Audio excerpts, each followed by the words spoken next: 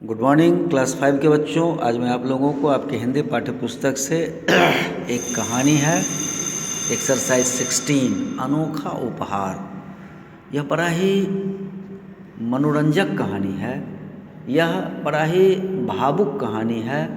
भावनाओं का इस कदर से प्रकृति ने मेल दिखाया है कि जिस प्रकार मनुष्य संगीत प्रेमी होते हैं उसी तरह से जानवर, उसी तरह से पेड़ पौधे भी संगीत के प्रेमी हो सकते हैं, क्योंकि वह भी जीव हैं और मनुष्य भी जीव है। जब प्रकृति में ईश्वर ने पेड़ पौधे को भी सजीव बनाया है, हमें भी सजीव बनाया है, इस तरह से वह भी संगीत के प्रेमी हो सकते हैं, ऐसा इस कहानी में दिया गया है। वास्तविकता क्या है देखिए कि इसमें एक महिला है, अपनी एक बच्ची है जो अपनी नानी के साथ रहती है। नानी उनकी संगीत जानती है, हारमोनियम पर संगीत बजाती है। उन्हें पौधों से भी बड़ा प्रेम है। वे क्या करती हैं तो अपने घर में चारों तरफ छोटे छोटे बड़े गमले रखे हुए हैं, उस गमलों में कई तरह के पौधे वे लगाती हैं, लगा चुकी हैं। जब उनकी वह नातिन घर में रहती है तो वह कभी कभी अपनी नातिन से भी उस पौधे का हालचाल जानने के लिए, उसके साथ समय गुजारने के लिए कहती है।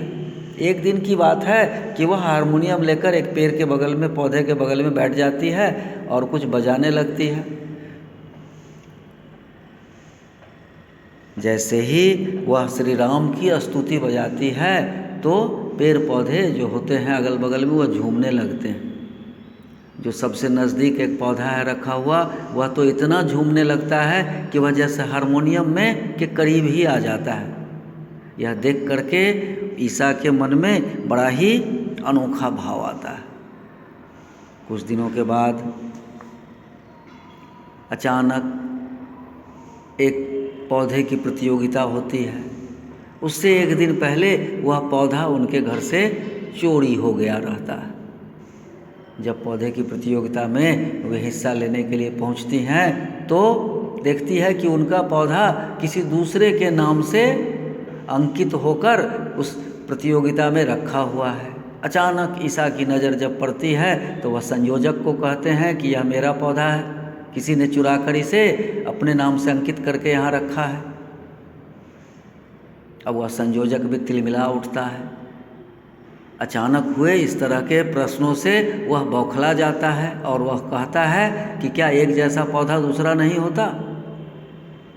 तो कहता है नहीं, यह पौधा अनोखा है क्योंकि यह पौधा संगीत सुनता है और उस संगीत के धुन पर लहराता है।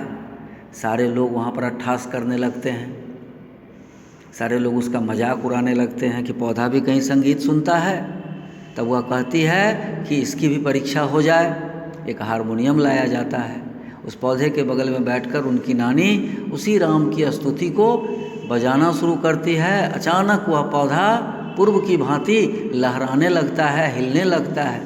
जितने लोग वहाँ पर रहते हैं सभी आश्चर्यचकित होकर उसे देखने लगते हैं और तब उस पौधे को उसकी नानी को सुपुर्द करके उसी पौधे को प्रथम पुरस्कार से पुरस्कृत किया जाता है। और चुराने वाले को यह कहा जाता है कि चोरी करना अपराध है बच्चे, इस तरह की गलती फिर दोबारा नहीं करना। और उसके बाद उसी छोटी बच्ची के जन्मदिन पर वह नानी उसके घर पर जाकर वह गमला पौधे सहित उसे उपहार में दे देती है। यह भाव की पराकाष्ठा है, वात्सल्य प्रेम का पराकाष्ठा है। अब इसको आप पढ़िए, आपको और भी अच्छा लगेगा यह कहानी।